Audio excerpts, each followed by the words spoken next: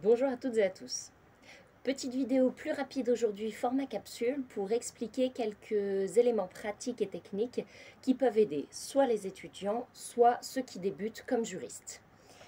Je vais aujourd'hui vous apprendre à utiliser un code, simplement pour vous expliquer un petit peu comment se lie l'organisation d'un code et des articles, et vous expliquer comment est structuré par exemple le code du travail pour mieux comprendre en fait les différentes parties, comment on se repère dans un code.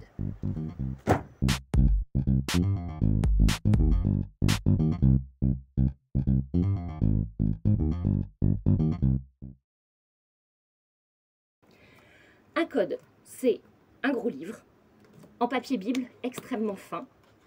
On en trouve des rouges dans l'édition la plus ancienne d'Alloz, des bleus chez LexisNexis, qui a aussi la belle idée de faire des couvertures originales pour les rentrées étudiantes avec des motifs léopards, des motifs floraux, etc.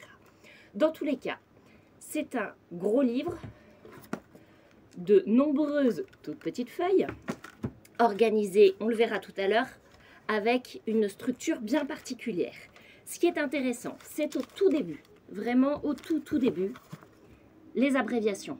Très important de se familiariser avec les abréviations parce que nécessairement, par gain de place, on utilise énormément d'abréviations et donc pour comprendre ce qu'on lit, il vaut mieux les connaître.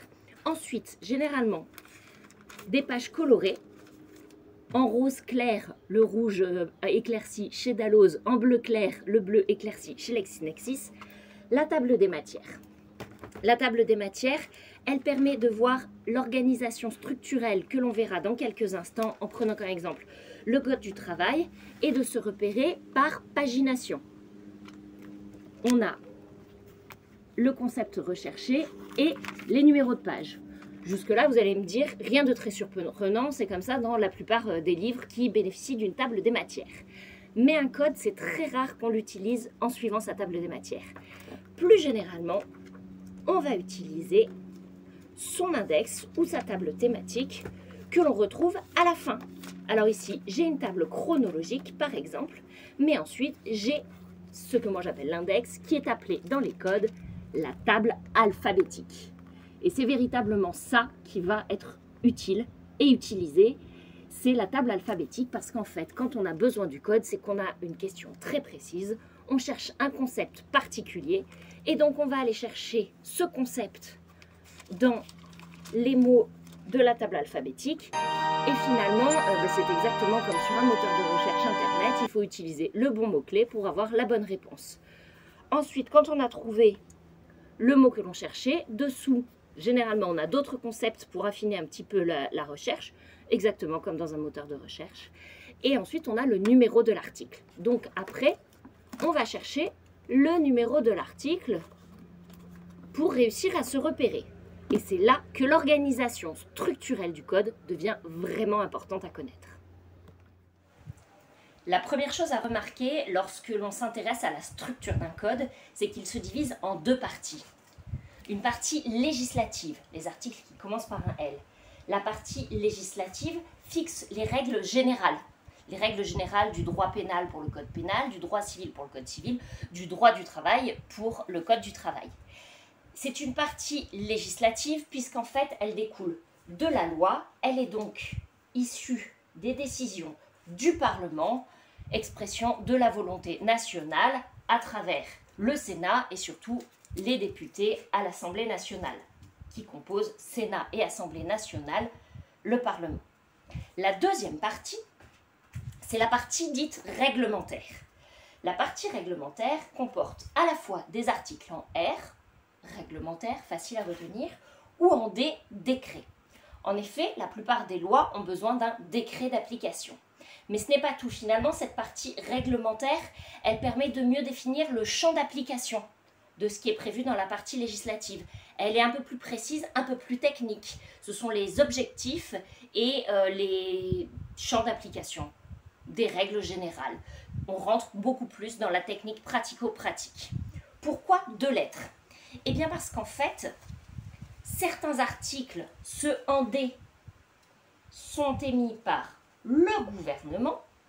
Le gouvernement est donc sous la responsabilité du Premier ministre, pour les articles dans la lettre D, et les articles pour la lettre R, qui commencent par la lettre R, sont plutôt émis par le Conseil d'État. Donc grâce à cette division, on peut voir dans le code la partie 1, la partie législative, tous les articles vont commencer par un L. La partie 2, la partie réglementaire, les articles vont commencer par un R ou un D, de façon indifférente dans leur numérotation. Petite précision de vocabulaire. Je viens de vous parler des parties du code en disant la partie législative et la partie réglementaire, mais en fait quand on les énonce, on n'en parle pas. On dit L, R ou D. Pourquoi je précise ça? Parce que le code est ensuite dans ses intitulés divisé en différentes parties. Donc je vais vous montrer les parties du code du travail pour ensuite qu'on puisse se repérer plus facilement. Le code du travail est divisé en 8 parties. La partie 1 concerne les relations individuelles de travail. La partie 2 concerne les relations collectives de travail. La partie 3 concerne la durée de travail, le repos, les congés, les salaires, les intéressements, les investissements. J'ai résumé le titre. La partie 4 concerne notamment la santé et la sécurité au travail. La partie 5 concerne l'emploi, ses différentes formes et ses différentes contraintes et conditions. La partie 6 concerne la formation professionnelle tout au long de la vie. C'est l'intitulé de cette partie. La partie 7 concerne les dispositions particulières à certaines professions ou certaines activités. Et la partie 8 concerne le contrôle de l'application de la législation du travail. Par exemple, l'inspection du travail dans cette partie-là. Donc ça, c'est ce qu'on va appeler les parties du Code du travail. Et ces 8 parties, vous allez les retrouver à la fois dans la partie législative et à la fois dans la partie réglementaire. Donc on a une partie qui est en fait une organisation dans le code, partie législative ou réglementaire, et à l'intérieur des parties, 8 pour le Code du travail. Pourquoi cette précision sémantique qui a l'air de plus embrouillée qu'autre chose? Eh bien pour une raison toute simple, c'est qu'en fait chaque partie est structurée exactement de la même manière. Et une fois qu'on a compris comment fonctionne l'organisation, la structure du code, on peut beaucoup plus facilement repérer un article, l'analyser et surtout l'apprendre.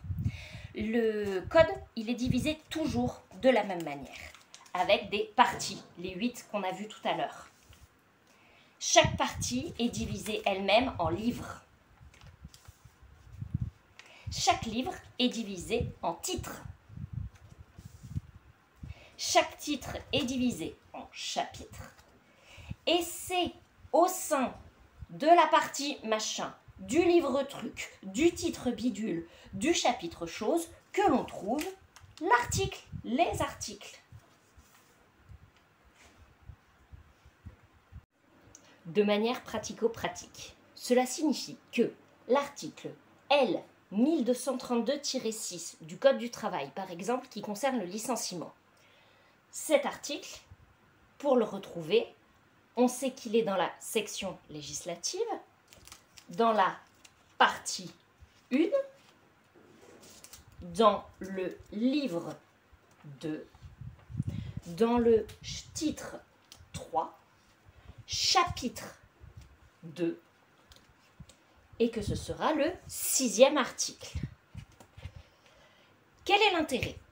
Eh bien notamment, si vous utilisez toujours Légifrance, que vous n'avez pas accès à un code papier pour regarder l'enchaînement des articles, vous pouvez deviner à l'article 6 qu'il y en a au moins 5 autres avant qui peuvent vous intéresser, qui sont issus du même chapitre, du même titre, du même livre, de la même partie. Et en fait, c'est intéressant aussi de voir où l'on en est dans la partie par rapport à ce que l'on a vu tout à l'heure, les différentes parties du code, pour vérifier s'il y a une logique conceptuelle, mais également de se renseigner sur quel est le titre concerné, le chapitre concerné, le livre concerné, pour pouvoir mieux approfondir sa recherche à partir finalement de l'organisation du code.